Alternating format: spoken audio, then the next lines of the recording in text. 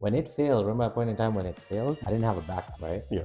And I learned from that because if you have different businesses, if this one is not doing well today, You the can other learn one the is next still doing something, Yeah. right? Yeah. But now, if you have one business and it all fails, what happens? Actually, spend some money. And what I also believe in now, because I also do mentorship and consultation, is find someone who's doing it. If they're successful, they know what they're doing, pay them. Let them help you. Let them get you over that hump of getting started. Around you who have your back. Yeah. They paid. I didn't have any money. We only had money for fuel, right? Yeah. We made it there, got our 4,500, and we paid and paid back. That's so crazy. the first money I made in that business was the second run that we did. And people treat you differently when you're up here. Then when you fall, you'll know who your true friends are. Yeah. Okay. I believe probably that week we made like 10,000. After that, I was like, it works. It works. Everything is good. The truck is good. Let's go. So I would drive. He sleeps. He wakes up. He drives. I sleep. Wow. That's how I knew this works, and that was my motivation to go.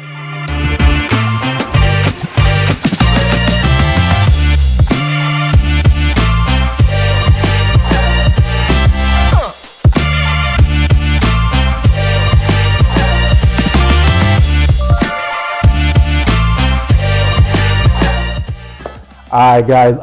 Welcome back again today. This is the Nexus, like usual, and I've come out to Texas to talk to some entrepreneurship people out here. So one of them is this guy over here. We're going to know today what he does, what are things that he do, and let's know the journey and everything about it for everybody else who's trying to do entrepreneurship or be an entrepreneur. But without much ado, like usual, I'm your host, Bright, and today we have who?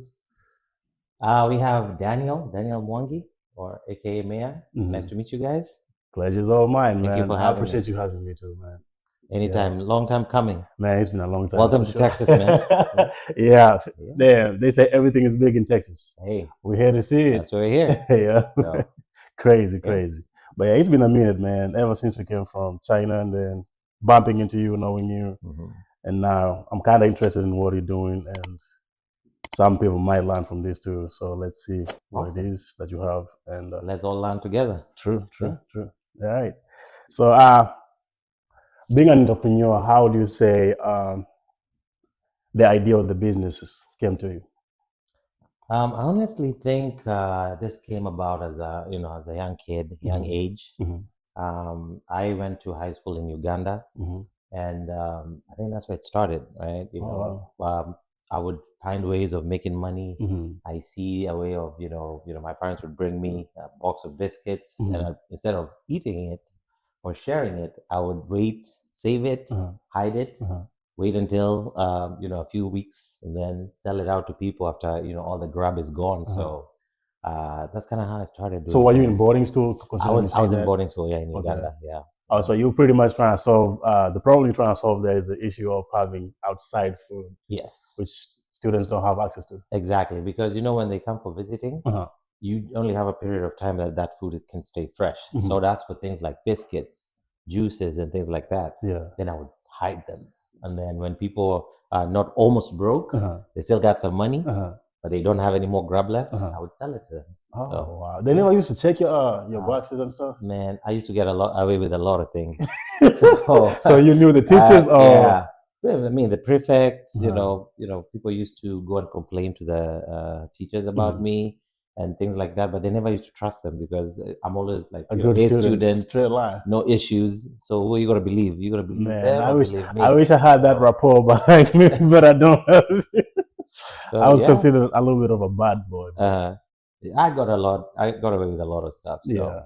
Oh, it's good. That's nice, man. It kind of started from that age. Even as a young boy, I remember my dad used to sell things when he left corporate and he got into entrepreneurship. He used to sell everything, charcoal, vegetables from the farm. So put him in his truck, and I used to go with him. And I'm like, hey, when you sell yours over there, give me my chunk over here, and we'll both sell. See who's gonna sell out. So make more profit. So kind of started at a young age.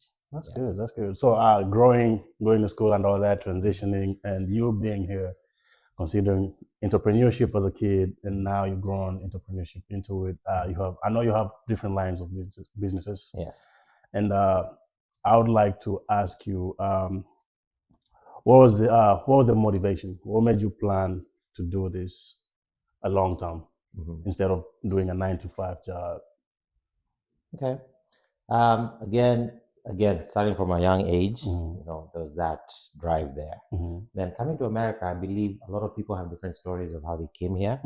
But my first motivation was when I actually landed in this country. So we all know, you know America, and you think it's Hollywood. It's perfect, right? Yeah. The first day I landed, my aunt and my niece and my cousin picked me up from the airport. And when I remember this, I tell this story every time. So when we left the airport, we hit a big bump. I just felt like we hit something. Yeah. And I was like, what is that? And my cousin was like, oh, Danny, we hit a pothole. I'm like, a pothole? You guys have potholes in America? And it was, everybody cracked up. In my head, I was like, this is a perfect country. There is no way we have potholes here. Yeah. It should be better. That switched my mind immediately. Okay. And it was huge because I felt like we went in and out. And then that was in Indiana. This is back in 2008. So the biggest thing for me was, if I don't change my mindset about what this country is, I'm going to be left in a pit and never come out. Oh, wow. So with that, just coming in immediately, I had that drive. Like in a few weeks, I had my social security. I figured out how to get a driver's license.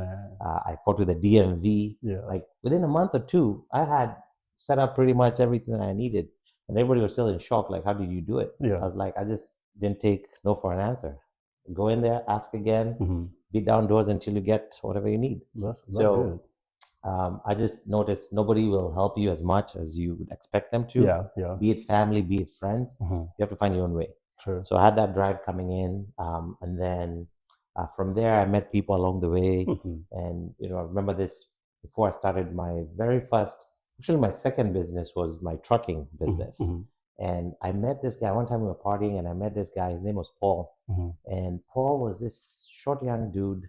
We were somewhere in Indiana, Fort Wayne or something, South Bend actually, and this guy pulls up in a truck and pulling cars. Okay. And I was curious, how does he? Was that like a tow truck or? It was a dually. It was dually pickup truck. Oh, okay. So it had a hitch, and then you'd pull 3 or 4 cars.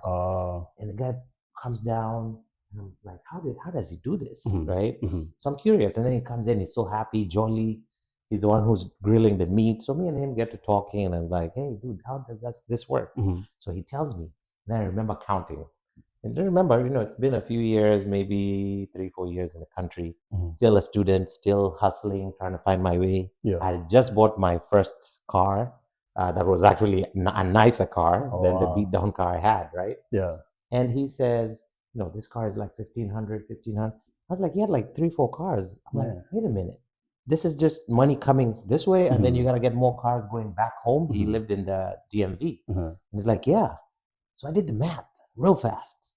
I'm like, dude, and that's in a week? I'm like, I don't even see that in like 2 months. Yeah. Yeah. And I think I felt like I was doing good. So anyway, that became part of the motivation. And I was like, dude, I want your number. I want to become your friend. And I want to know how I can do this too. Teach me how to do this. Yes. And he's like, yeah, once you get a truck, I'll help you out with the rest. That weekend, after that Sunday, we went back home. Next day, went to the dealership, told them, I don't know how this works. I want to give you guys my car, and I want a truck like this. Yeah. They did a switch, and they found me a truck, and that's how I started the business. Oh, man. I didn't know if I needed insurance. I didn't know where the loads were coming from. I didn't know if I needed where I'll get the trailer. But the process is do the first step. That's always my rule. Yeah. Start now, figure out the rest later. Okay. So I know we've gotten into the trucking business, but if I may sidetrack into that, I think a lot of immigrants, when they come over here, you got hosts, you got mentors who are over here. Sometimes they don't walk you into business a lot of times. It's just you meet somebody over here, they'll bring you to their workplace. So you can do whatever they're doing too, because that's what they know works out. Exactly. So I think a lot of stories, or a lot of immigrant stories, is there's this one thing they do a lot of times, which is CNN. You didn't do that? So funny thing, I almost fell in that trap as well. I came into this country with an accounting scholarship. I always loved numbers. My mom was an accountant at KPLC, Power and Lighting. So when I came here, I had that scholarship, started, and then everybody was like, you meet people, same thing you said. The people you meet in the beginning influence what happens to you. Doing, yeah. So They were like, hey, you need to switch. You're not gonna get a job. You don't have any papers in this country. You need to switch and do nursing. So guess what? The Kikuyu in me was like, hey, I need to make money. Yeah. And there's a better way of getting papers if you become a nurse and things like that. True. And I was like, okay. So I went, changed my major into nursing. I started doing the prerequisites. Then one day my mom calls me and she's like, hey, how's school going? I was like, yeah, I'm doing good. I'm actually doing nursing. Mom told me two things. You hate seeing blood and you hate seeing people suffer. How are you going to become a nurse? Those are two statements she made. Yeah. I went back, said, hey, can I switch back to my major? Yeah. But guess what? Scholarship gone. They don't hold, nobody tells you that. They don't hold your scholarship. Yeah. So now I had this chunk of a big tuition that I had to pay, right? I had to find my way. I was working 4 jobs, trying to survive and pay for school. It was rough. So how long would you say you did that for? Actually quit. This is a whole other story. I never graduated college. Okay. I quit, I think, after my 3rd year. Yeah, I couldn't do it. I couldn't do it anymore. I was working so much, trying to survive. And then I started flunking because I couldn't say, I'm one of those guys. You're doing too much. Yeah. So the only time I get to sleep was in class. So I can't even listen to what the professor is saying, right? So I'm sleeping in class. I'm not getting enough breaks. It was just rough. So I was just like, you know what, God, if there's a different way, show it to me. Yeah. If not, they can send me home. There's food at my parents' home.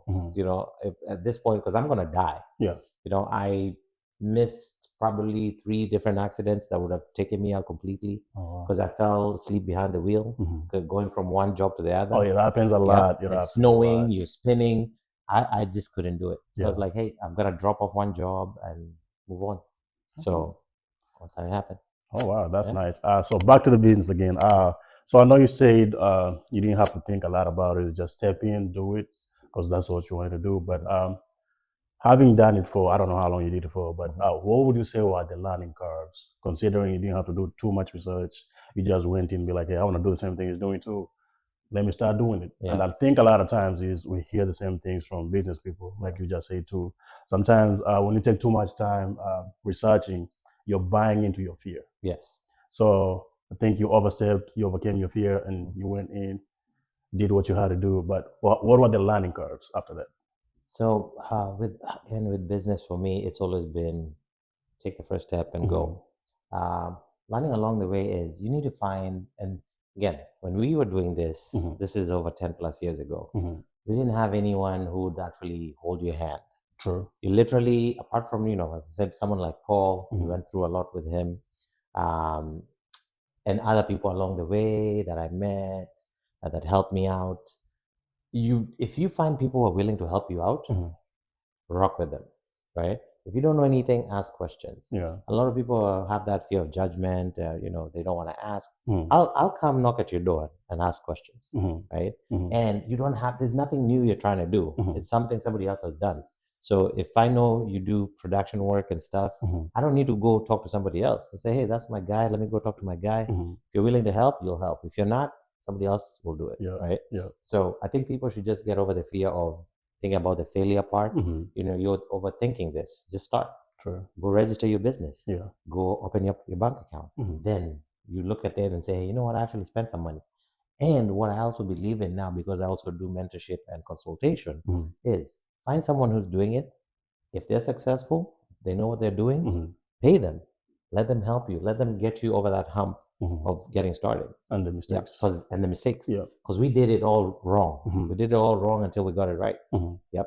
But now, if you're coming into it, what is the point of you having to go through all those steps? If somebody else can help you and carry you. Skip all that. Exactly. Stage, so, Exactly. So invest in yourself. That's the number one thing. Even me right now, anything I'm getting into, somebody else is doing, I'm not trying to reinvent the wheel. Yeah, it's pretty much copy paste. Yeah, just flip it, because the biggest thing is how we apply ourselves, right? I might have a different application system. You might have a different application system. Results will be different. Yeah. But the only way to get through is just take that hoop, jump over. Find a mentor. Find somebody who's doing it. Pay them if you have to. Consult with them if you have to, and get it done. Okay. Yeah. Okay. That's Yeah. good. So you all have heard that. So take the leap, you'll find out. And moving on. So what would you say in this business that you started with the truck? What was your smallest win that you was like, yeah, I made it, and I think I can go further with this? Okay. So I have a story for that. Mhm. The first day, so we got the truck. I got the truck.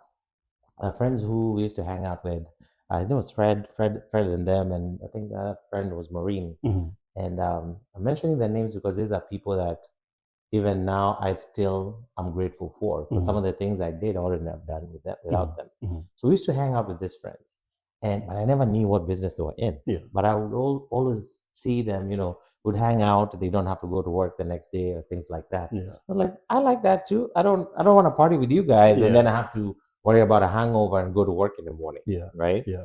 So after that, I bought the truck, and one day I pulled up with a truck somewhere. I didn't even know that's what they did. Mhm. Then we meet up, and they're like, "Dude, you bought a truck?" Like, yeah. Oh yeah, we do the business. We run cars.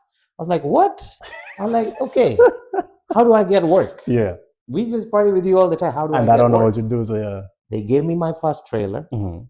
because I didn't have a trailer. Okay. They gave me a trailer. They had a trailer in the yard. Mhm. This all happened within like less than a week. Wow. Trailer in the yard. Mhm. They gave me a driver, and then they gave me work. The first trip, we were taking 3 cars to Maryland. Mhm. I remember this like it was the other day. That was another day I almost lost my life. You fell asleep behind the wheel. No, I wasn't driving. The driver Uh-huh. was driving. Uh-huh. We just got a new tires, new brakes, everything. Mhm. Everything high duty because stopping power needs to be top, Top peak. niche, yeah. So we're in the turnpike in PA, Mhm. and I'm kind of falling asleep. The driver is driving. If we have good time, we're gonna make it early enough for our delivery appointment. Mhm. I was excited. This is our first run, first concept to see if this actually works, Yeah. right? Yeah. Guess what? I'd run out of money. The money for fuel was borrowed. We don't even have incidental money. If anything happens, we're screwed because all the money has gone to the truck, it's gone to the trailer, it's gone to getting everything ready, Yeah. insurance, all that good stuff. Mhm. Right? It's not like I had a lot of money. Mhm. So money that I had in my pocket was borrowed. Basically, fuel money and some money for food because once we delivered, it was cash on delivery. True. So if I had 3 cars and all of them were like at 1,500, I was getting 4,500 just like that when we do the delivery the next morning, right? So I was excited. In between that run, one of the tires in the back on the right side blew out. The truck was leaning on the turnpike, Yeah. and it's because of this he was an old man. I think his name was Asante, and he controlled the vehicle, came to a halt, and we were literally at an angle on the turnpike. Yeah. Let me tell you, that was the most scariest thing ever. Because maybe if I was in the wheel and I panicked, I'd have flipped that truck. Oh, man. Right? Yeah. We have cars behind. So that means that's an insurance claim. You're out of business. Just like that. Yeah. Right? Yeah. The cars didn't flip. We're hanging out. Right? I wake up and I see the tire just going. One of the tires blew out. The second one came out and it just kept on going. I'm like, is that our tire? It's gone. It's gone. Did he fall off the cliff or he just kept on rolling on? I don't even know. We were thinking about surviving, not dying. I don't even care. But that's our time. So with that incident, the turnpike guys came with the big trucks and the winches, the breakdown. And let me tell you, it costed, I can't even remember how much it costed. But they started counting and they were like, we can't even tow the whole truck with the trailer together. We have to bring 2 trucks. One will tow the trailer, one will tow the truck.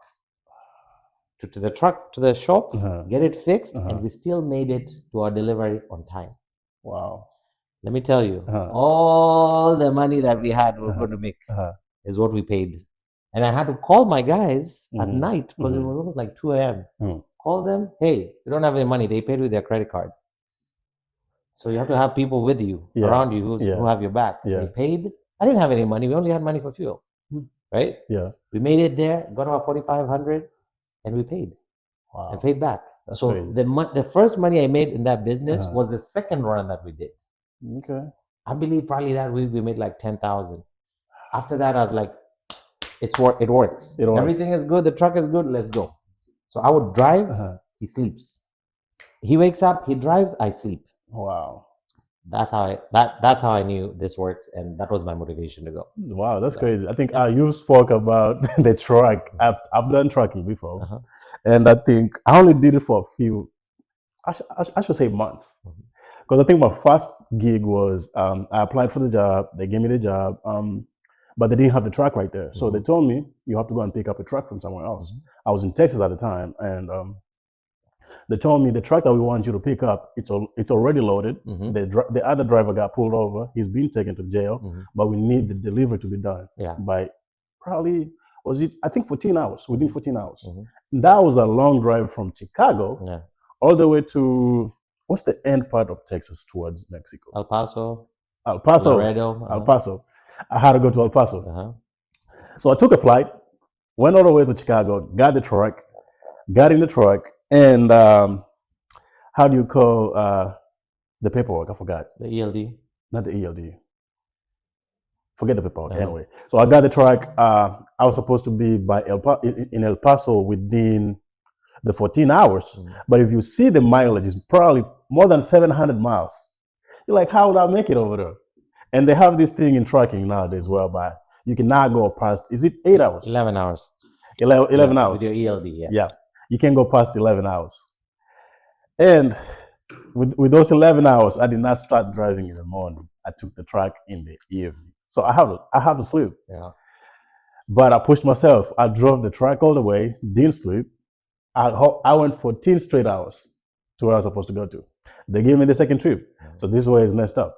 So the story you've given about a blown out tire, it happened to me. So I was supposed to deliver the same thing within the next weekend.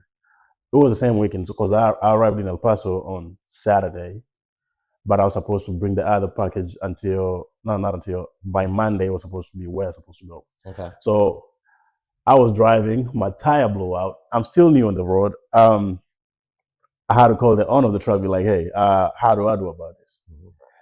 It's nighttime. I don't know where to go for a tire change. I don't know. I'm scared of having a tow truck to come over to pick me up. I'm like, that's gonna cost me because I'm not gonna make no money over this. So it happened to me. I didn't get towed. I just drove slowly into, was it Love's? I think the one that I got, they were doing 24 hours 7. Oh, nice. 24/7. Yeah. So I was lucky. I changed the tire and all that. But I've had another incident of where the tire didn't come off, but I think the whole axle and the tires, they were loose, so they were bouncing. Yes. Man, I hated it. But you saying that story, I think I feel it. But you coming from an entrepreneur point of view, and I was an employee. I'm like, so those are the costs, and it's so scary. But yeah, that's what it is, though. It definitely hits different because I had a notion of how the way I did trucking is I wanted to do the actual work. Then once I built up and employed people, I knew exactly what was happening behind the scenes. So you already have the experience and you already know if it happens. Yep. Those drivers wouldn't come in and tell you, oh, you know what? I did this, I did that. I was like, no. Because I've already done it. I know what it is. I've been there, done that. So it was a better way to actually do, and that's what I tell people now. Anything that I do now, I want to get into it a little bit. Right? Let me do it myself, and no. Unless it's something that I can delegate, then I don't have to do it. Right. So that's a good approach for sure. So with you doing this, was there moments when you were scared or be like, what do I say?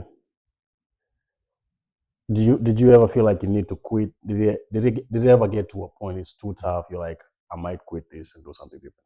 Oh yeah, I mean, I did quit at one point. Again, learning entrepreneurship, there's just a lot of things and hurdles. I remember this one point in time now, me and Paul had partnered, we working together. He has this company, I have mine, but we just work together like a team. And this was, I think, during the flood time, a lot of cars, we were moving a lot of cars in between the East Coast. And we were making a lot of money, great money, not investing any of it, just, make money fast, blow money fast. That's the life we live. Yeah. And we learned along the way because now making a lot of money, spending a lot of money, parties, women, travel, just dumb shit, right? And the craziest thing was we never used to take care of our trucks. So now you're not taking care of the unit that's making you money.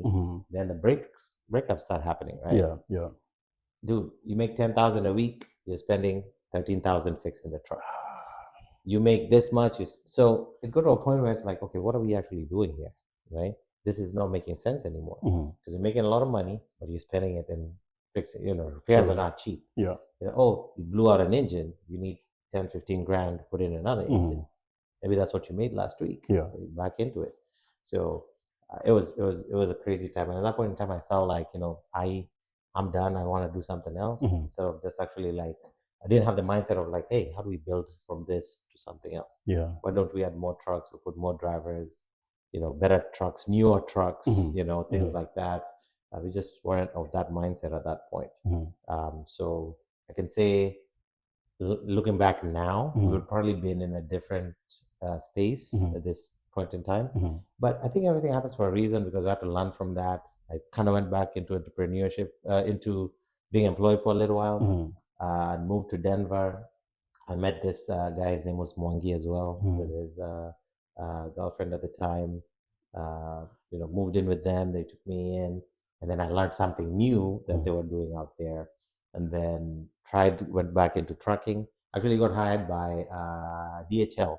Yeah. Got hired by DHL. Yeah. Funny story. Got hired by DHL. I was delivering packages. At that point in time, I still have a truck, but the truck is just messed up, so it's not. I stop at the light, it cuts off. Fixed, yeah. It wasn't working out. So, and I think at that point in time, I was actually depressed, because now I came up from a high to a very low. Yeah. But I didn't know I was depressed. I just didn't want to do anything. I wanted to sleep all day and things like that. Yeah. Finally got into DHL. I didn't even work there for, I don't think I finished a month or two. So, and it was wintertime. So one day I'm delivering a package, I step on black ice, fall right off my ass. I sat there for a minute. I was like, oh, I don't know if this is gonna be my life. I can't do it. I cannot do it. So all I did. So was that at a truck stop, or you just someone's house? Because we delivered packages to some people's houses. That's right? crazy. So I fell at somebody's door, and I think they saw me, and they're like, "You okay? You okay?" I'm like, man, I just need a minute first to kind of feel everything. Oh, it was a hard fall. So I sat there for a minute. And for whatever reason, every time I remember difficult times, I remember talking to God and telling him, man, if there's no other way, man, just let me know. But this ain't it. Yeah. And I remember I said, this is not going to work out for me. Yeah. I wasn't making that much, and I'm cold out here. It's like, no. So I literally finished my route. I've always been decent in any place I've worked, because I believe you treat people how you want to be treated. True. So I would have easily just turned around and taken the truck back to the office. I finished my route, called my boss on the way, and I was one of their best employees. I always got my route done on time, no issues, bonuses, all that good stuff. I called him. I was like, hey, this is going to be my last day. I don't even think I have it in me to give you guys a 2-week notice. Yeah. I just can't do this anymore. And they're like, why? How? You're one of our best guys. I was like, yeah. I mean, this is just not working out for me. And that was that. So I went back and I'm telling Mwangi and then Vicky, I'm like, yo, I quit. I can't do this. Man. I need to figure out a way to get it back into trucking. Yeah. And that's how I switched over and came back into trucking. And instead of doing the vehicles, I started doing the box trucks. Okay. Yeah. And that was a whole different ball game. But to me, it was much more easier. Because you're just dealing with one unit. You don't have a truck, you don't have a trailer. It's one whole unit. Yeah. It was easier. You didn't need any special requirements to drive it. So I started driving that. Became again one of the best employees for somebody I worked with out in Boston. Crazy thing, he used to steal from us. So once we figured out he used to steal from us, I was like, I can actually do this myself, because my company was still there. I just needed to reactivate my company. So I switched from that, and I was like, you know what, find a way, get a truck, buy a truck, run my own truck. From there, again, Paul, I miss Paul. He's back in Kenya now. Yeah. And he was like, dude, you're smart. You're a smart dude. You can do this. Why not just put a driver in there and you become the dispatcher? That's what I did. And from there, I was like, oh, man, I'm so good at this. I'm doing one truck. I need to get more trucks. Yeah. So within like a month or two, just putting the word out there. And I think because of everywhere I've been, I used to make connections. Yeah. If I'm in St. Louis, I make some friends there. If I'm in Kansas, make some friends there. So I knew a lot of people all over the place that I've been to. I've been to every single state that I can hit on the road probably more than twice. Wow. So I've been around. Yeah. And I've made a lot of connections, a lot of people. When they say your network is your network, believe it. So within, I think, a month or so, I had about 15 trucks that needed to be dispatched. Oh, wow. So I was dispatching 15 trucks by myself. That's crazy. And I was so good at it that within midday, everybody had a load, and I'm looking for loads for the next day. It was not overwhelming for you? Dude, in the beginning, of course, stuff, because you kind of have to know where your trucks are, where you want them to go, where you don't want them to go, and everybody's calling you and all that. But I would do the billing, I would find the loads, I'd make sure everybody was good, and my guys were moving every single day. At that point in time, I don't think my drivers were making less than 10 grand a week. Wow. Yeah, my drivers were hustlers. And then they meet somebody on the road, it's like, oh, you guys not making money? Call Daniel. You guys not making money? Call Daniel. So within like the next couple of months, I was like, I need to train some other people to help me out. Because I can't do more than 15 trucks. It's too much. Yeah. So within 6 months, I think I had 2-3 other dispatchers, and boom, 2018, 2019, we're running about 150 trucks. That's crazy. So we blew up and became so big so fast, right? And the notion of how you treat people, pay people on time, don't play with people's money. True. So things like that, and even guys that I worked with that needed help at that point in time, we're making so much money, there's so much money in the bank. You need help, we got you. So yeah, that's kind of how we grew. That's nice. That's nice. Hey man, that's good for sure. I mean, you're making me feel like I need to start my own kind of truck. We'll see how that goes. The trucking we're doing now is not the same we used to do I think back that's then, why I quit anyway, because I was not Yes. making nothing. I was not making nothing. I just ran into debt. I was using a lot of money because you're not in the house. You're spending credit cards on eating, doing ABCD, but you're not making money. So yeah, things changed a lot after COVID. We're kind of getting back there slowly, but there's so many ways to pivot in trucking. So just don't look at it as in one thing about being on the truck. There's so many different ways. You can have a mail contract.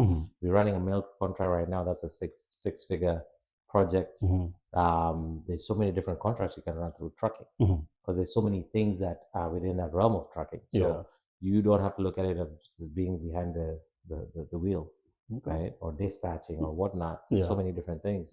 So just open up and see what's out there. Think big, think outside the box. Exactly. Okay. I see. All right. So how did you get to transition from trucking and doing the travel kind of business you have right now, incorporating and all that? So travel even came in, I think, a whole much later. It was trucking. Actually started with a home care business in Indiana right before I got into trucking. So I never did anything with that. I am actually starting something now that is more related to home care that I started. It's funny because that was the first thing I ever wanted to do, right? Because that's what I used to do, take care of the elderly. But it never went anywhere because right after that, that's when I started trucking. And from trucking, we did add in, did some real estate. From real estate, fixing and flipping. I did wholesaling. From there, we did assisted living. I had 2 assisted living facilities here in Texas. Did that. And the notion of how things propel to the other is more of, if one business is doing well, actually, let me take it back a little bit. I only ran one business then for the longest time. So when it failed, remember a point in time when it failed, I didn't have a backup, right? And I learned from that. Because if you have different businesses, if this one is not doing well today, the other one is still doing something, right? But now if you have one business and it all fails, what happens? Man, you have to pick up again. Exactly. You're stuck, right? Still have bills to pay, still have, if you have family to take care of, all that. So I learned from that, and I had, that changed my mindset. And I was like, I don't want to ever be in that position because you're coming from a place that you were so high, and people treat you differently when you're up here. True. Then when you fall, you'll know who your true friends are. Because at one point in time, I was not doing well in trucking. I remember even the closest people that were close to me were nowhere to be seen. Nowhere to be seen. I'll tell you this story. At one point in time, my mom's dad passed. I can never forget. I was always the guy who would show up at all the weddings, funerals, any problems. I'll show up for every single thing, right? It didn't matter. I knew you or not, I was showing up. When my granddad passed, nobody showed up. I don't remember even any single person who sent me $1. Yeah. At that point in time, I had just come back from Kenya. The truck had issues. I didn't have any money. I had to call my mom, the person who's always taking care of everyone. I had to call my mom and say, I'm sorry, guys, I don't have the money to send to you. I'm barely surviving. They're like, we're going to send you money. Wow. Right? Wow. Nobody showed up. That's crazy. Because I think a lot of people have a success story that have the same thing. Yep. When you're out there, you'll be having everybody on your back. But once you fall or things start falling apart, and then everybody kind of, hey, exactly, it's your thing, do your own thing. Yep. Yeah. But you learn and you grow, because with that also propelled me. I didn't take it so much to heart, right? But I knew I didn't understand it. Yeah. Because I was like, I'm always nice. I'm always good to people. How come nobody is there for me in a time of need, right? Yeah. And that just gave me that drive to keep on going, and I pulled back up and I kept on going. But then as we grow and get older, now I have friends that I can call upon and say, hey, dude, I need this to happen. Yeah. They're like, okay, we're getting it done, no questions asked. But now the people that are around me, they're not so many. And I know a lot of people, but the true friends, if you're able to count 5 true friends on your palm of your arm like this, you're blessed. So I've nurtured very good friendships and people that I know who are there for me, and I'm there for them. So I tell people, have people that actually like you for you, people who love you. They might not be family, they might be friends, right? We all know sometimes family is not there for you too. True. You have to find out who's there for you and build and nurture. It's not one-sided. Right? You can never say I'm too busy for this, but you want them to be there for you. Nah. So with that notion, I just learned, and then I was like, I never want to be in this position again, because it sucked. True. Right. From there, I made money in this business, transitioned into that, and then I get bored fast. Right. By the time trucking is growing and blowing up, I have employees, I have people running everything, a whole accounting department, a whole dispatch department, everything. Right. So, what am I going to do? I'm just running operations, and I don't have to do that every day. So it just kind of gets comfortable. So you're like, I'm not doing too much because I got people doing it. Exactly. You delegate. Yeah. Once you learn the rule of delegation, that changes your whole system. Right. Okay. So I delegated a lot of the stuff. Even right now, I don't do much. I might be busy when I'm trying to build something, but I know how to pick and put people in positions where they're good. Because I'm not good at everything. A lot of people think, oh, he's amazing at everything. Like, no, I know what I know. And I don't pretend to know what I don't. Right? So if I know you're good at this, I'll pay you to do it. That's good. I don't have to worry and try to figure out how to do that. If you know what to do. Yeah, I might be doing something else, because there's different systems and parts. So you don't try to do everything. In the beginning, it's kind of tough because maybe you don't have the resources to do all of that. I mean, for starters, every time, it's going to be that challenge for sure. But if you can know every part of your business, if somebody walks out of any of my businesses now, I can plug myself in there and do like that, because I can do it in my sleep. So but the things that I don't know and I can't pretend to know, so I put those people in there. Right. So delegation, and then from that, just made money from different businesses and then pivoted. And as you grow, you also know where to find money. True. Right? True. Yeah. Because the doors open with the relationships. Exactly. With our relationships. Exactly. Like now we're trying to do a project, and I was like, okay, you need about $1 million. I know a couple of people I can call for $1 million. Right. Yeah. So if they like, I want to be in that caliber. Yeah, exactly. Right. If they like what I'm talking about, it's just a check or a wire. It's a matter of check, So it's all about perspective. It's all about relationships, and the drive to never give up. If you want a better life for yourself, you just can't. You keep pushing. You gotta keep pushing, and you should not accept any no's. I've been given a lot of no's. Yeah, I still show up. Yeah. I think I'm in the same place. I should say, because I think a lot of people. I've had people come and ask me questions. They're like, "Hey, how did you do this? What did you do?" I'm like, "Bro, I didn't have no time to go and research. Google has its own answers. Reality is the world is changing every day. Yep. So Google might have the same answer from probably 6 months ago, but today we're in a different day right now. So it's the same thing. Like, see how Trump is changing rules and laws right now. You can't go back to the book that you had last year and be like, this is what applies now. Yeah. It's already changed somewhere else. Yeah. So that's what I think I told whoever was questioning me. I was like, stop waiting. Too much research is going to put you in a place of fear. Yeah. Go out there. It's like if it's a loan you're going to apply for, go to the bank. Yeah. we're all human beings. So if you apply online, the website is going to take you through steps, a lot of steps. The But if you AI step just in the bank, cancels, yeah, just if you cancels step it. in the bank, you're going to be like, do you have a good credit? Let me Yeah. go and check it out. They go in there, they talk about it. They're going to come back and be like, hey, we can offer you this. Can you take it? Yeah. So that's what I told somebody. I was like, stop reading, stop doing too much research. Yeah. Go out there, find out. And yeah, I think, I agree with that on that one. For sure. Analysis paralysis will not get you anywhere. Yeah. Just start, get that name, register that business, something, You'll learn along the process instead of. Yeah. But you always say, I'm going to do it. It's too expensive. Take the first step. It's always going to be expensive, even if you postpone until next year. So. And the longer you wait, yeah. Some people have been talking about a business for 2-3 years. True. In 2-3 years, you probably have made the market's changing again, so you have $500,000. Yeah, it's crazy. When I got into healthcare staffing, I remember these are stories I tell because I want people to feel motivated and know that. Yeah, and that's why I'm here too, because I mean, right? You being an entrepreneur, I'm trying to do the same thing, and we're trying to kill the feeling of the fear. How do I step in? What if it fails? Because that's what most people are scared of. Yeah. But yeah, that's why I'm coming to you. Let's figure it out. Like, how did you step up? Did you fear? What happened after you feared? How did you transition? So things like that. So like this second story I'll tell you is about not giving up. Yeah. Right. So met this lady. She was in Seattle, Washington, and she was a nurse. And we started a healthcare staffing agency. First ever down there. I didn't know what that whole thing entailed. Yeah. But how we made the connection and we connected, and she explained it to me, and then it made sense. I was like, oh, I guess people can pay for such services because they don't have to have a department in the hospital to hire people. We can do the hiring and then just send them the staff. Yeah. It's easier for them because they just need to call in or make a request and we got it. But then it was when we started, and this is the thing with me. You tell me, I didn't know what the business entailed, but from the process and the speaking and everything, I was like, listen, we are overthinking this. Let's come up with a name. Let's register it. Let's open the bank. I think, even with her, she was like surprised. She was like, oh man, we got a business registered. And I was like, yeah, we're moving. And the next thing is insurance. I'm looking at research. What do we need?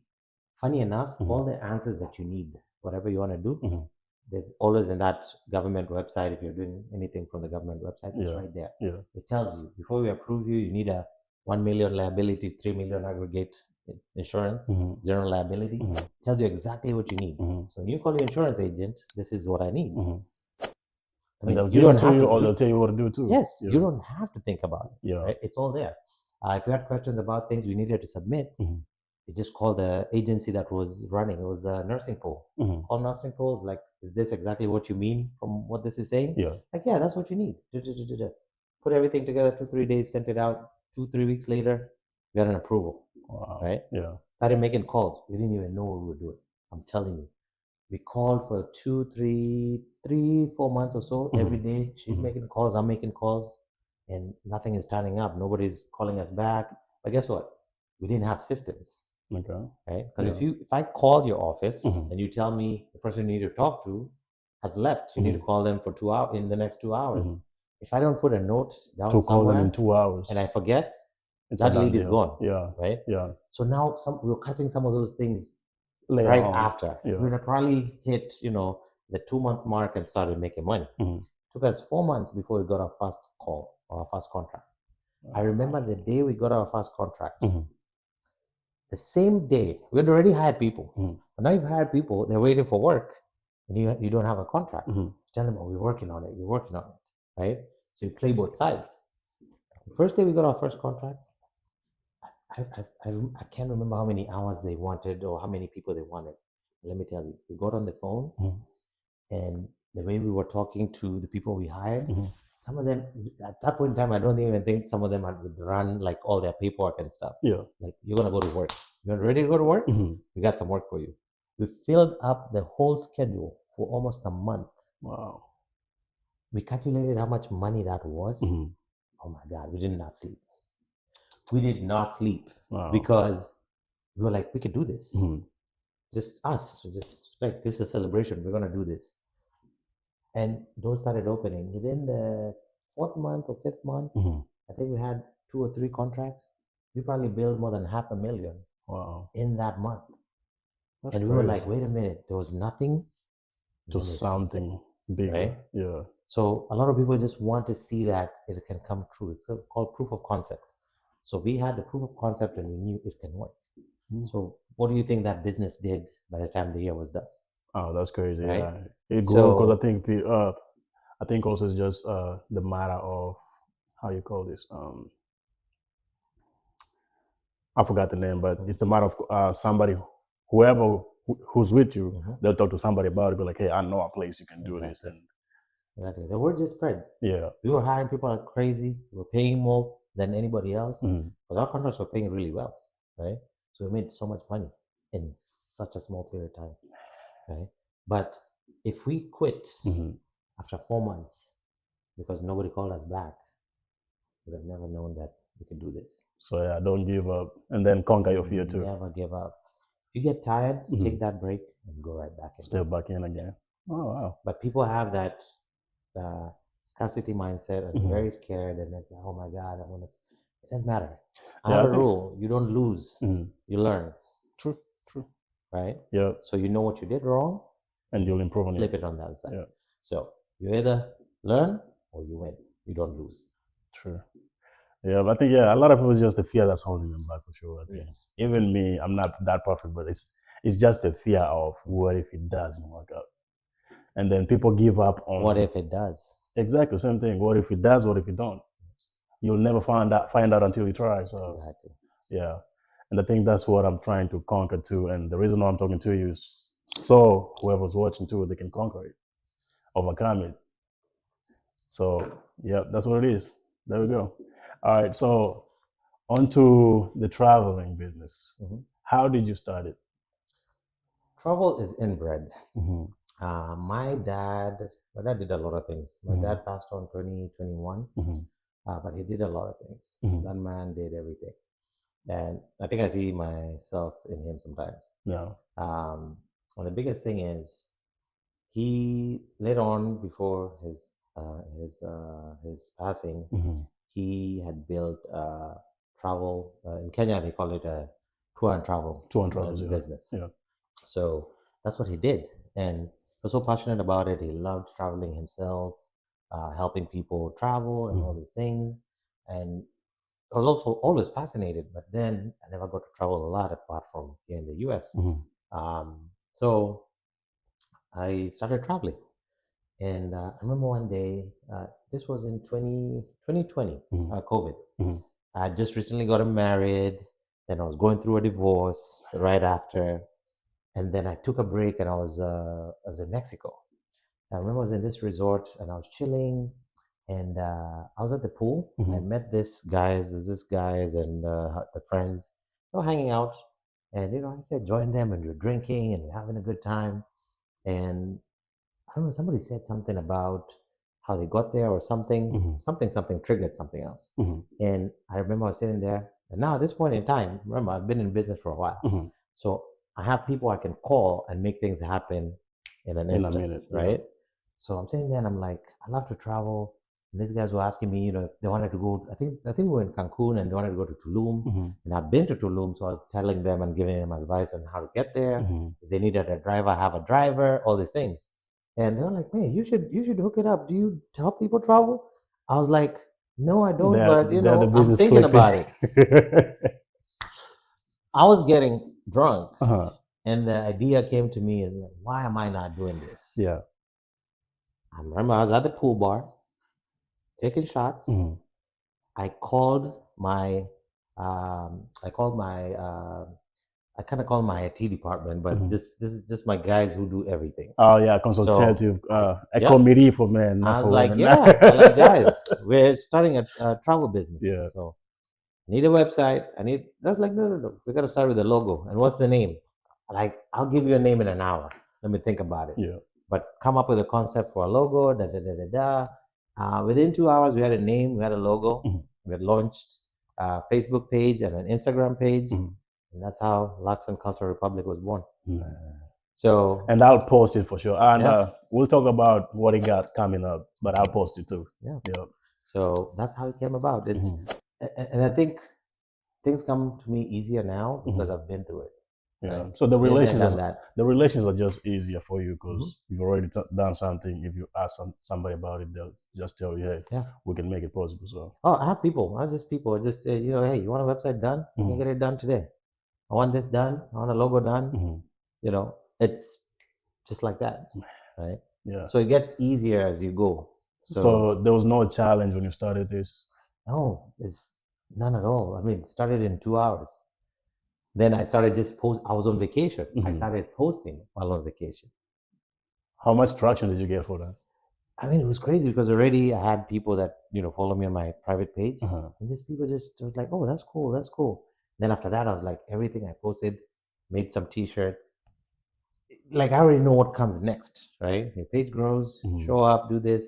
So every friend that I had that I travel with had my T-shirts. Anytime we went, take photos of the T-shirts, post content. I still have a lot of content with Lux that I haven't even Can I posted borrow your yet. friends? Because I need. Yeah. I was like, dude, here's a free T-shirt. Yeah. I got you. Boom, take a photo with it. The other day, about 2 months ago, I saw someone that we probably, in the trip that I did a trip with about 33, 35 people. New Year's in, where were we? In Mexico. Cabo. Man, that was a crazy one. Do you know, almost everybody had a T-shirt apart from the people who weren't planned to show up in the trip. Oh. Everybody had a T-shirt. And I spent my own money, just get T-shirts and sent them, right? But guess what? I have content from that day until now that's actually on the website showing, we're on this trip. The adventure and all then that. people just see that. And then I also travel. So it's not like I'm selling a dream that I don't actually, partake in. Yeah. So people call me like, hey, I want to go to Egypt. 2 minutes, set it up. I want to go here because I've already done it. I've lived it. So it's easier to sell something that you're actually doing as opposed to, not doing. Right? Yeah. So that came easy. That came easy. And I've not even built it to like where I want it to be. Because again, sometimes I have so many different things, and I think this is my year where I want to actually focus on certain things. Because I have so many things going on. Yeah. Right. Yeah. So this makes money whenever it makes money. This does this. So not all businesses run concurrently at all times. There's main businesses, and then there are things that if I just want to make quick 10 grand, 5 grand, I can tap into something to travel and make it. Yeah. I can do this and So if everything just runs concurrently, that would be amazing. So I don't stress myself with wanting to do too much at one point because people always go, how do you do all these things at the same time? Like, no, I don't do much. So I just put my energy where I need it to be and build from there. So, and also help people get into the travel industry as well. So if people are interested in getting into travel industry. Yeah, I thought about it too. I thought about it. So I think it's something that we'll discuss after this for sure. Because I need to know how to do it, how to market myself out there, how to get the traction going and all that. Yeah. You just have to make noise. That's what I'm trying. It's a lot of people trying to do the same thing, but social media is just what is holding them back because the fear of judgment, the fear of what is somebody going to think, the fear of the comment section. No, we don't like this. So that's what people are fighting against. You got to fight against the fear. Yeah. Not everybody's going to like what you put out. True. The people probably don't like me. And they're like, how you not like me? Yeah. So you have to just choose and say, this is what you want to do. Put all your energy into it and run with it. Not everybody's going to like you. Yeah. If you have to think about people liking you, you're in the wrong profession. Yeah. Oh, wow. People are not going to like you because some people have it in them that they're not doing as well as you are. And that's a problem. Yeah. Right. Yeah. But you have friends who are like, man, that's my guy. You're doing good. We can support you. We can push this. Yeah. But there are those who are like, whatever is in them just irks them that you're doing so well. And then they also got to be, maybe he's doing fraud. Maybe he's doing this. Maybe he stole. Hey, everybody will say whatever they want to say. True. But you know the truth, and you know where your hustle takes you. So yeah. Oh, that's great. The travel thing. I think we went to China with you and all that. I know you've been in China before, but what would you say? What is the recap of the trip that we did to China? What is something that you think most of us had? How would I say? I'm trying to say confession, but it's not confession. It's just surprise. What surprise? Not surprise. The retake. What we had. Like, what did the people tell you they learned? That's something they didn't know. Yeah. And you being somebody who's been there, what is something you can tell somebody who's not been there yet? Yeah, China was amazing. Yeah. I'll just start by saying China was amazing. I've learned not to expect a lot from anything I do or from anyone. You know, say when I'm trying to date, I've learned don't expect nothing, right? Because that's when you will, you know, you have all these ideologies of, let's say, this person or this business or anything, and then it doesn't work that way, then what happens? That just kills everything, right? Yeah. So China for me was amazing in the sense we learned a lot, right? We didn't have to overthink a lot of things, and that helped us, right? A lot of things you don't know what you don't know. That was my rule. Come with an open mind, and you'll learn. Okay. So those new things to learn. There are things that we just didn't expect. I didn't expect to sell shoes and bags and things. Oh yeah, I was surprised when we were down there. You were just doing business on the spot. I'm like, can I get this? This is what I want. Right, can I get this? I'm like, hey, who wants a bag? Who wants a shoe? Who wants this? And it's crazy. I mean, I think that's the one thing that I was interested in you for sure. Because I'm like, we went for a trip, which I don't think you were planning on doing a business on the trip. No. But you started making phone calls, and everybody was like, hey, get me there, give me that, give me that, give me that. You pretty much made like a 10,000 on a trip you didn't intend to make money on. But that's the kind of thing that I'm trying to do too. Yeah. So this is the thing, and I think this is what comes easy for me. I just don't accept loss. I don't accept to lose. Yeah. Right. And I mean, what's the worst that can happen? Nothing. Because unless it doesn't work out, you spend a little bit of money. That's fine. Yeah. Right. Yeah. But I flip the script. Like, I'm not buying anything unless you tell me you want it. Right. So all the things I bought, people actually paid for. Already paid for before. Yeah. Unless I had a few friends who were like, I'll pay you when you get back. That's it. So, yep. How would I put it? So yeah, that's the one thing. And let me have it. Hold it.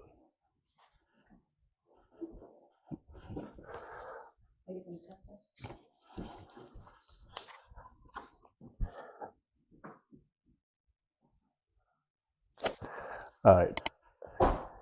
So that's a good question.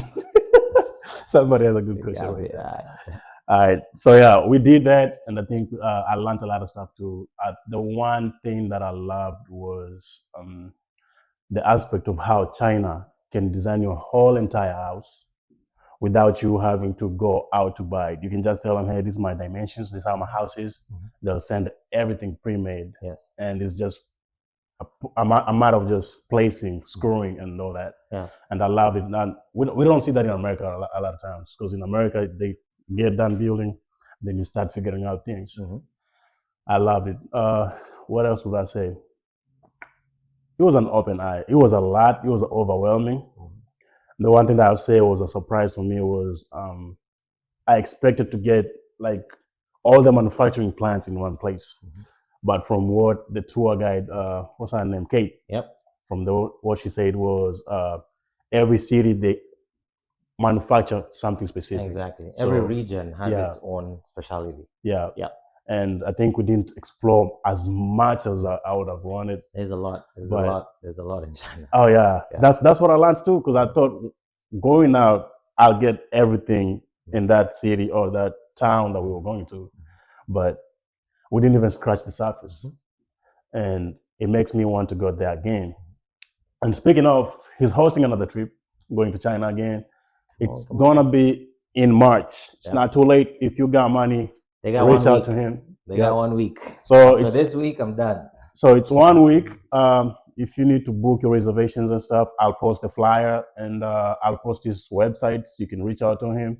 I don't think I can give you the phone number for sure. Just reach out to him. If he wants to give you the phone number, I'll give you the phone number. But it's on the flyer. They can still call me. Oh, so okay. The phone number is on the flyer too. Calls me. Okay, that's cool. I'll switch my number after a couple of years. Yeah, because I don't want people to be buzzing your phone all night long. Be like, hey, this instead of booking online. So okay, I'll post it out there for somebody who's interested in scoping business, learning about China, having tours. He'll organize that for you. It's just it's gonna be a business trip, the title. But if you want to go and explore, that's cool too. He'll cater for that. Go do your thing. Coming back, he'll bring you back too. But he's gonna go for business. Everything else, he'll let you know. Yeah, that's gonna be cool. So that's what it is. And then the other question is, somebody is asking, what is the relationships, similarities between the business and the lessons in being in business and relationships? That's a very good question. Mm-hmm. Similarities. You know how as a man, let's say you need to nurture a woman, Mm-hmm. right? Mm-hmm. Same thing with your business, Mm-hmm. right? You nurture it, Tweak that. right? Can you tweak it? All right, hold on.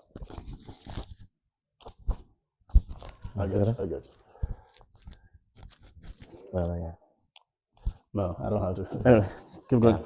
So you nurture that, Mhm, right? Because mhm, anything that you want to blossom or grow, you have mhm, to nurture it, right? You say you got a woman that you love, you got to take her out on dates, mhm, you got to spend time with her. mhm, Learn some of these things the hard way in the long run, mhm, right? Initially in business, you think every time you have to put in so much work, so much effort, mhm. and you forget everything else around you. Okay. So if you don't realize that long enough, you lose everything else, right? You might have family that you lose. Mhm, You're not spending time with your kids. I've had moments that I think I'm super busy and I'm on the phone mhm, trying to do things, and my son will come and grab my phone, be like, "Daddy, we're hanging out and you're on the phone," mhm. You right? promise we're gonna play, but you That don't want to hits go out. you. That Yeah. hits you, and if you don't open up your mind and learn fast, Mhm, you're gonna lose. So do you want to lose your whole family? Because money is important, mhm. but is it as important as you having a healthy home or healthy family or No, healthy kids, no. right? Mhm, This generation now, the parents that we are now, mhm. I think we have evolved more. We're not our parents, Yeah, right? true. Our parents just knew if we provide a meal, a I've place to done stay, everything. clothes, it's done. Yeah. With these kids now, you can't do that. They need more than that. Exactly. Yeah. So we gotta nurture them. Same thing with any other relationships. Same thing Mhm. with your friendships and things like that, right? Because then when, let's say, the business is gone, everything is gone. Where are What you gonna sells? lean at? We're just having a conversation with some of my boys the other day, Mhm, and one of them shared about how this old man worked hard, built up his family, became wealthy, right? The kids grew, mhm, left, then all went to all these amazing schools, mhm. Oxford and everything. But guess what? They never come home. He's by True. himself. When one of their daughters had a child, the mom came Mhm. and spent time with her. She never went back. The old man is 70. He's by himself. That's crazy. He has nobody to take care of him. Yeah. But we build up as men and build up this family, or you know entice them with everything else, Mhm. and maybe we're never there. At some point in time, something has to You give. lose that touch. Exactly. Yeah. So I've learned a balance. Okay. I don't think there's any business that's super important Than your family. than family. Mhm. Right? Let's say I go out on a date, my phone is off. There's no emergency that's big enough unless somebody is going to the hospital. Mhm. It's not an emergency. I'm not picking up that phone. Okay. So you have to be in the moment, Mhm. or you're gonna miss a lot of things. So same thing, balance. I just think it's all balance, Mhm. right? Even in business, there's balances, there's Okay. checks and balances. Yeah. So that I've equated that into my life as well. Yeah. And I was never this way, You have to learn along the I've way. evolved and I've grown. I want to become this person, this man that people respect, people learn from. Mhm. I want to be revered within my family, right? Mhm. I'm single. I have kids. I have two boys, Mhm. but I also want them to know that daddy is this Always person, there. Yeah. right? So it's not that daddy just pays for school or daddy does this. I want them to know they can talk to daddy. They can spend time with me. They can come and hug me and kiss me and feel like, Mhm. yeah. Okay. So balance. That's nice. Another question is, what are the challenges that you face as a business person or as an entrepreneur having a spouse or a partner that is not as supportive as you would like them to be? Mhm. Oh yeah, that will always be a challenge. I mean, I'm single now, so Mhm. I don't have those problems. I don't have to deal. I don't have to communicate about certain things, right? Yeah. But it is so good to have someone in your life. Uh-huh. And it's funny because I was just having this conversation the other day. Mhm. I said we were not born or we were not uh, created to be by ourselves, Mhm. right? Mhm. But the worst thing you'll ever do Mhm. is be with the wrong person. You're with the wrong person, Yeah. you're going down, It's downhill. right? Yeah. So your biggest financial mistake Mhm. is marrying the wrong person or dealing with the wrong business partner, right? Yeah. It never works. You'd rather be by yourself and and build and figure it out by yourself. Yeah. I have amazing friends who are also entrepreneurs that we can get on the phone. Sometimes it gets lonely in this side. True. I mean, they say it's lonely at the top. So It is, because the thing is, I remember it's all these things are coming back, right? I remember I'm that guy who likes sharing. If you know me well, I like sharing about anything. Something new comes up, I want to tell you because I'm thinking, maybe they're gonna do it. Yeah. They can make it, Yeah. right? And most of the people that I was trying to help or share things with, people who used to complain every time. Oh man, I hate my job. I don't like going back to my job. I'm like, hey, you could do this, you could do that. And I was that guy. Every single thing I knew or figured out, even if I'm doing it, I'm gonna tell you. Right? Yeah. One time, one friend, we were hanging out and he said, yeah, you're always bragging about these businesses. His own words. You're always bragging about these businesses. Wow. But he's one of the people who's making minimum wage, complaining about somebody's how making the more system money. is not working, how I'm tired of my business, my job, and everything. But me, I'm bragging because I'm sharing information for free. That day, I decided I'm gonna stop sharing, right? Yeah. But in true nature, that's not me. So I just pivoted. One of my girlfriends told me, you should have friendships like how women have friendships. Us guys would like having all our people together. True. If you learn how to have friends like women do, oh yeah, it's a game changer. If I want to go party, I have this group. If I want to talk about my problems, this group. If I want to talk about biashara, this group. Everything is separate. You just say that thing is clicking in my mind. I don't, yes. I don't think like that. I think, it's true. If you switch that, come back and tell me after 6 months.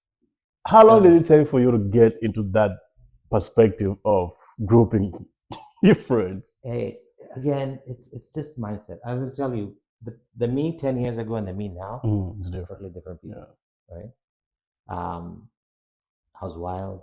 I did it all. You know, I remember a time after my divorce, I was wilding out. I was spending money, doing crazy things, women, travel, all the crazy things you might think of. Yeah.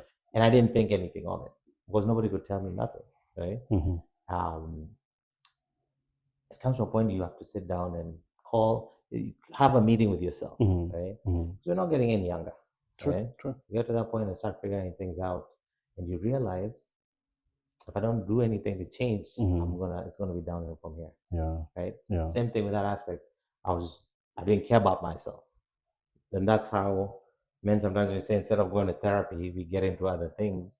And these are the things that actually mess you up. I think I've had an episode. You heard that, right? Yeah. So, you know, I'm a big believer. Like, go. I know, I still need to deal with a few things, and I still need to go to therapy. But at least I'm aware, and everything that I do is according to that. So when I go to therapy, I know how I've gotten into healthier habits. I stopped drinking. I got into working out. Lost a bunch of weight the previous year. That's nice. All these things. So it's a good change. Congratulations on that, Thank man. You. So that's good. That's good. Yeah, for sure. And I was gonna counter that point of, but not in a bad way. I was gonna counter that point of having how women have friends into groups. Yes. And you spoke about therapy. So I'm not gonna go into therapy because I've had an episode on that. But the thing is, my question was, why is it that the churches, when somebody has an issue, has a problem, when you go to church, you're being told to pray, you're not being helped. Yeah. But a lot of times, I think men are a good example for this. When you go to a bar, if your friend comes over, they have an issue, I think we don't want to listen to your problems. Let's solve the issue. Let's get done with this. So if you come there, be like, hey, I haven't paid rent for this long. Be like, bro, don't worry about it. I got it. Go pay your rent. What else? You need food? All right, go ahead. Hey, give him food. Let him eat. And then sit down. Let's chill. Let's have fun. Yeah. So I think the bars have become I'm not advertising drinking, but I'm saying the bars have become a good place for men to go and share the problems. Because I think when we're in the bar, we don't want to hear problems. We're trying to have fun. If you have an issue, we'll solve it. Yeah. Let's forget about that issue. If it's monetary, if it's rent, we can help you pay that. If it's food, we can help you do that. We don't want to hear about all that. We all got issues. And the problem is men have an issue of they don't like talking about it. They just want solutions. That's it. Yeah. So once we resolve it, let's get back to reality. Let's have fun. We were here to drink. Let's drink. The problem is it's not resolved. It's masked. So it's pretty much the same thing. Yeah. No, it's not resolved. You Okay. just put a bandage. If you're hurt and you don't treat the wound, you just put a bandage. Yeah. Still have a wound. And that's the thing, though. So you'll heal on your own. You have problems with friends. Practically, probably won't even heal because it's not being treated, right? True. So in that regard, again, all this comes with change and maturity, right? Yeah. At some point, if that switch doesn't go off, if I was the same guy 10 years ago, we're not having the same conversation now. True. Right? True. So your mindset has to completely shift, right? Yeah. Totally, 100%. Yeah. Probably the women I was with 10 years ago, I wouldn't be with those women right now. Because whatever I'm looking for now is not what I was looking for 10 years ago. Then, yeah. Right? Yeah. So the thing is, you have to be true to yourself. It's not easy. I'm making it sound so easy, right? But sometimes it's not. But I'm there too. It's not easy. You have to catch yourself. And as men, we always want to show that strong. We're strong. We can do this. We can hold it in. Again, friendships really matter. Yeah. I have people that won't talk about their emotions, but they'll drink. That's therapy for them. Now I have friends we can actually sit down, go for brunch, talk about, chop it out, issues. Hey, and my boy's like, yo, I'm also just got divorced.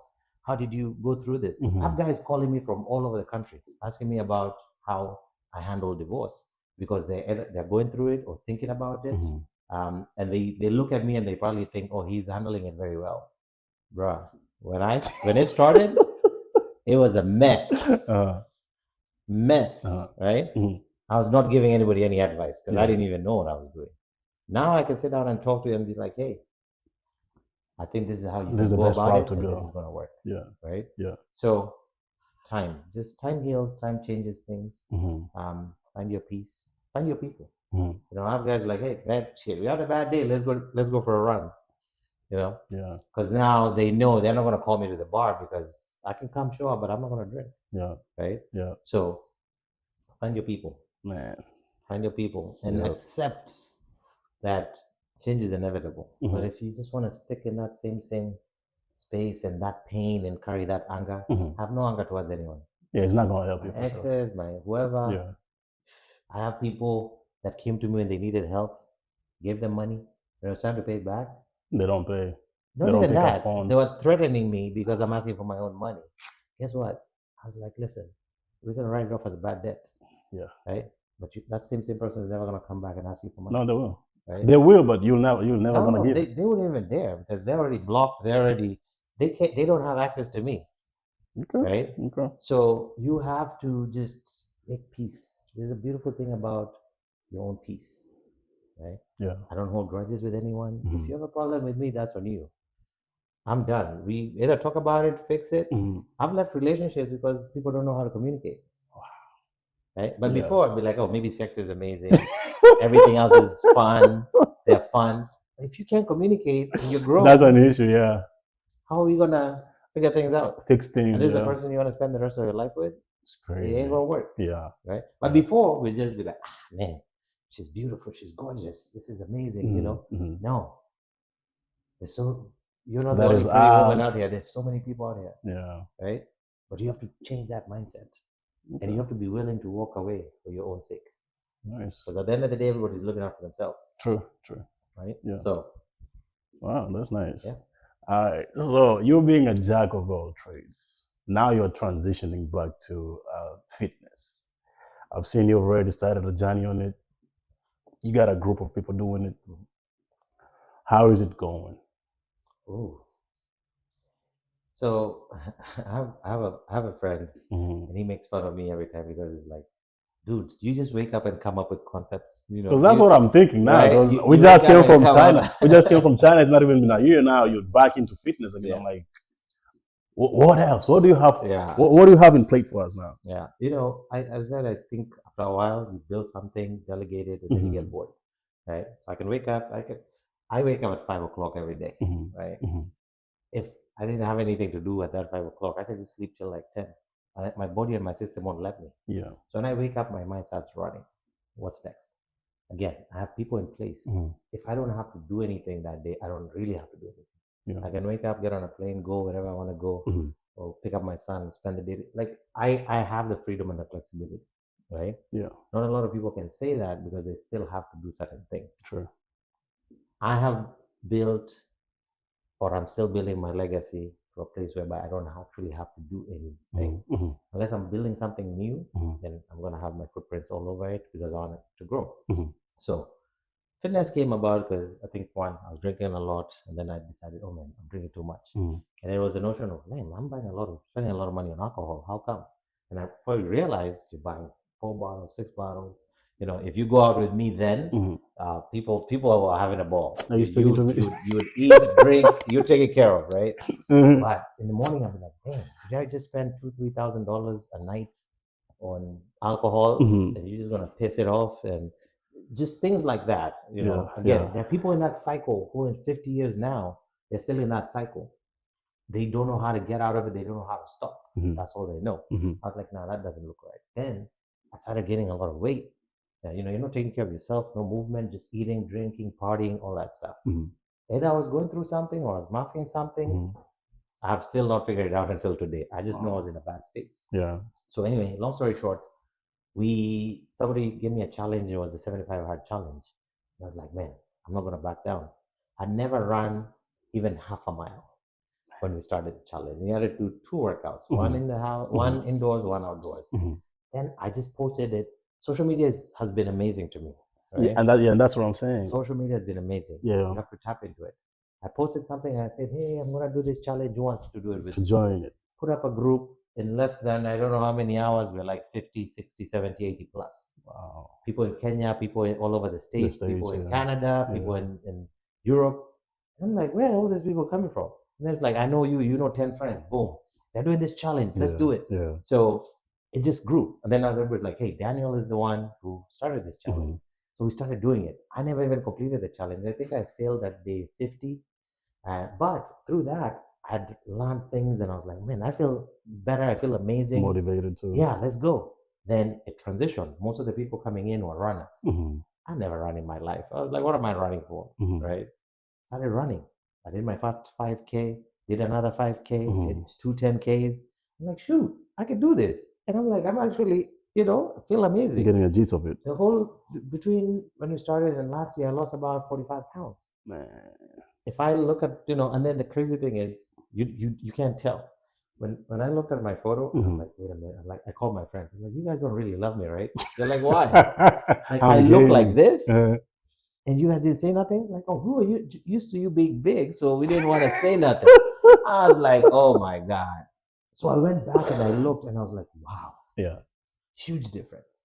And everybody you meet, I just came back from Kenya. And everybody's meeting is like, wow. It's like a whole person has just disintegrated. Yeah. So with that, just build up, and the community was amazing. We had a big community. Cut it down. We have a new name. We're called Tuko Fit Collective. Okay. And it's amazing. We support each other, workouts, running, swimming, boxing, whatever you want to get into. Yeah. You can join the community, and it's been, I think, life changing because now it's like a lifestyle. You guys have come in. A lot of people have come in. Yeah. And I might. Let's say today I feel like not working out, then I see her do a workout. I'm like, oof. You're like, yeah, let me go left do behind. Mine. Yeah, let me go do mine. Yeah. And it's been amazing. It's been amazing. That's nice. So I'm not stopping there. We're going to take it further because I think we can grow. We can have athletes from our own club. Some of the people have never run, right? We have someone like a jock. He's killing it. Who's a jock or what? Yeah. I'll check him out. Yeah, you check him out. He's in San Diego. He's killing it. And that dude never ran before. Man. But now, I can't catch it. That's crazy. Before I lace up, he's done with his run. So it's crazy. But it's all the motivation coming from that. That's nice. So we just want to support people. People get healthy. And as we're getting older, we're going to have problems. But you'll be okay if you take care of yourself. So, True. Yes. Wow. Well, that's been a lot of things. And I think he does a lot of things that we haven't talked about in details, but I think if he allows us next time when we come down, we'll talk about it, because I know he has another business friend we traveled with. They do a lot of gym stuff. You might want to be questioning, how do they do this? So you see whatever he's doing right now, like the fitness, if they combine that's another business again on itself. So it's a lot to do. There's another guy who does another thing. He's a businessman too. When we get a chance, we'll come and talk about it. So we're trying to build a community of growth, understanding, know things that you don't know. Probably you might be somebody like me. I'm questioning myself a lot, starting something or starting somewhere. We have people who've already done it. So, and the lesson today is what? Stop fearing, step in, take a leap. Yeah. And that's pretty much what it is. And what would be your party shot for whatever we talked about? Man, it's been a journey. Mm-hmm. It's been an amazing journey. You know, we've learned a lot, gone through a lot. And my notion is still the same. What if the one thing that you think is holding you back becomes the greatest thing you ever do? Yeah. So you don't have to wait. Start now. Go and learn from someone. Mm-hmm. The internet has a lot of information. You can set up business plans with ChatGPT, then just fix it up, right? Find people like us, him, anybody else you know out there who's willing to help you. You know, I do a lot of mentorship. People call me like, "Hey, I want you to mentor me." Like, yeah, I'm not going to charge you for that. Yeah. Just help you get started and get things done. So, you know, reach out and we can help. So our goal is just to have more people do what they love, right? Don't be stuck in a job or in a position or something you don't love. And business is not for everyone. Let me make that clear. True. It's not for everyone, right? You have to be resilient. We failed, we come back, we failed, we come back, and we're still going. The goal is never to give up. Keep on pushing, and you'll be okay. So keep going. You got this, and maybe this is the best year ever for you. True. So amen to that. Yeah, amen to that. And then where can they find you? What are your platforms, your social medias? So he's gonna tag my website. Yeah, I'll tag them all down here, so y'all can see, follow him, ask him questions. It's a lot that I haven't asked him. Hey, grind him for sure. He knows a lot of stuff that we don't know. Grind him for sure. I'll put everything down for y'all. Go follow him. Go see what he does. Sometimes people believe in what they see. Go see what he does. Ask him questions. You'll find out more than what you think you know, or more than what you want to know. Yeah. So I don't think I have much to say for sure. That will be pretty much it. And today's sponsor was Urban Soul. If you're interested, hey, these are the t-shirts. They do streetwear. There you go. If you like this, reach out. I'll leave a page for y'all, and I think I'll ask him for the website. I don't have the website yet, but I'll ask him for the website, and then go get you something. Without much ado, that will be it. Until next time, this was Nexus. Bye. Thank you for having me. Right on, man. Thank you. Woo!